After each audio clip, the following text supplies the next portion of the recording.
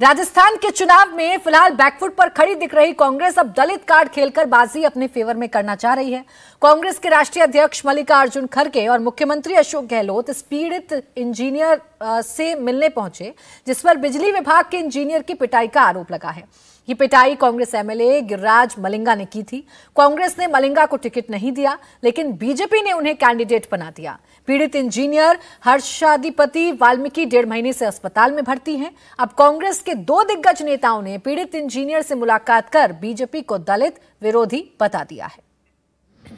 दलितों के लिए कुछ भी नहीं किया, उल्टा जो एक दलित को मार के पीट के 1 महीने से जख्मी है, वैसे आदमी को, मारने वाले आदमी को उन्होंने अपने पार्टी की तरफ से टिकट दिया।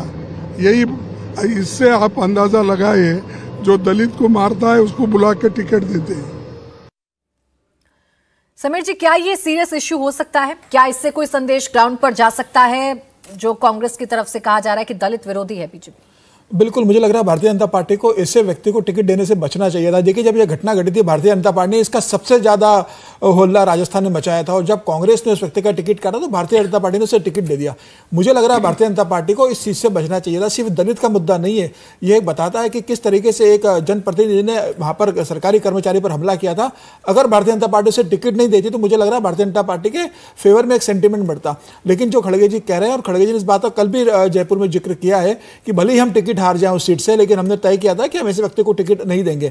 मुझे लग रहा है कि दलित सेंटीमेंट, खड़गे साहब भी दलित हैं, उन्होंने भी इस बात का जिक्र किया है, और दलित व्यक्ति के साथ एक घटना घटी है तो कांग्रेस निश्चित रूप से दलित के रूप में बुलाने की कोशिश करेगी।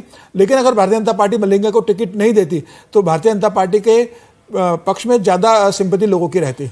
और इसके कार्ड के तौर पे प्राची इसमें कोई दो राय नहीं कि जैसे गिरिराज मलिंगा की बात करें तो वो मजबूत उम्मीदवार हैं, हो सकता है अपनी सीट जो जीते, जो कि जीते नजर आ रहे हैं, लेकिन बाकी सीटों पे नुकसान कर सकते हैं। और इसके कार्ड के तौर पे बीजेपी ने कल ये लगातार कैंपेन चलाने की कोशिश की थी, और पर्दे के पीछे इस बात को लेकर चिंता थी कि खड़गे का जाना उसमें नुकसानदायक हो सकता है। तो उसके लिए उन लोगों ने पुराने बयान कांग्रेस के नेताओं के, जिसमें राजस्थान मर्दों का प्रदेश है और इस तरह की चीज़ों को लेकर एक कैंपेन करने की कोशिश की थी कि उसको कार्ड के तौर पे इस्तेमाल किया जाए। लेकिन निश्चित तौर पे एक व्यक्ति विशेष के कहने पे इस टिकट को दिया गया है।